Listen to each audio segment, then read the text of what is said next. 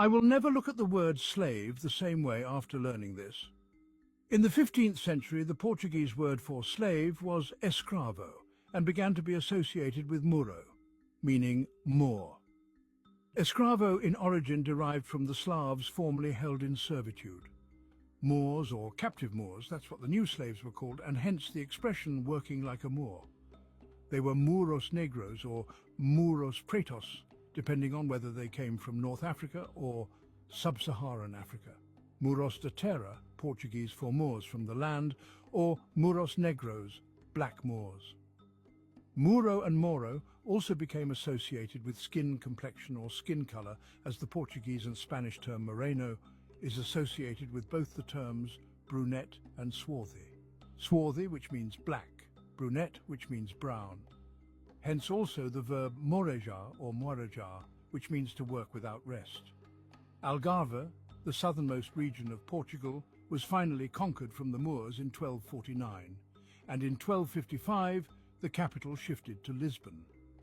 The Atlantic slave trade began circa 1336 or 1341 when Portuguese traders brought the first Canarian slaves to Europe. Disney, Anthony R., 2009. A History of Portugal and the Portuguese Empire from Beginnings to 1807, Volume 2, The Portuguese Empire. Cambridge University Press, pp. 99-100. The original inhabitants of the Canary Islands are commonly known as Imguinchen or Guanches, although this term in its strict sense only refers to the original inhabitants of Tenerife.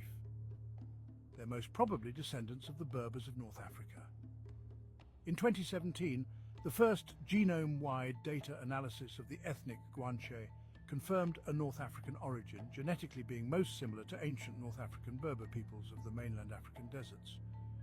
The islands were conquered by Castile at the beginning of the 15th century. In 1402, they began to subdue and suppress the native Guanche population. The Guanches were initially enslaved, citation needed, and gradually absorbed. As a result, genetic analyses of modern Canarians show mainly a mixture of European and North African genes and low frequencies of sub-Saharan genes with quite a lot of variation, see ancestry.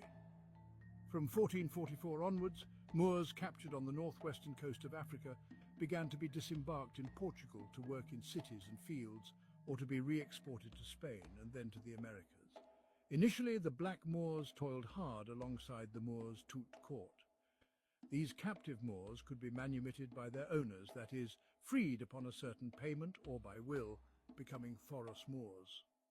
The Foros Muros, meaning freed Moors, were basically the vast majority of Moors in Portugal, as their manumission implied their conversion.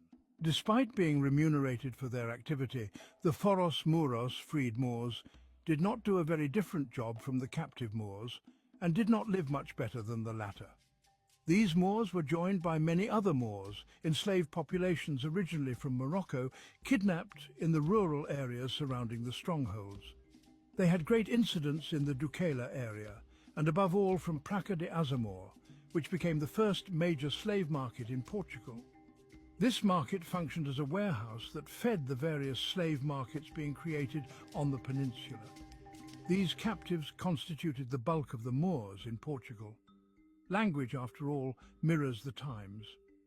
As long as the concept of an African American is current, and as long as African American history is seen as beginning with enslavement in Africa, then Esteban the Moor is important because he is the first black African American.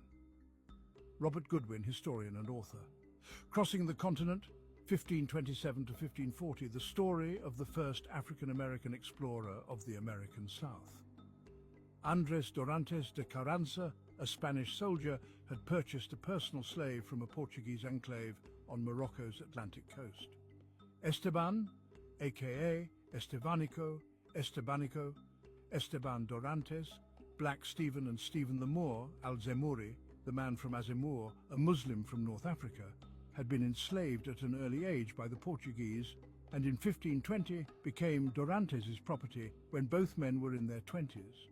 Rogerio Ribas analyzed a sample of 349 defendants sentenced for Islamic practices in the courts of Lisbon, Evora, and Coimbra from the 1540s to the 1600s.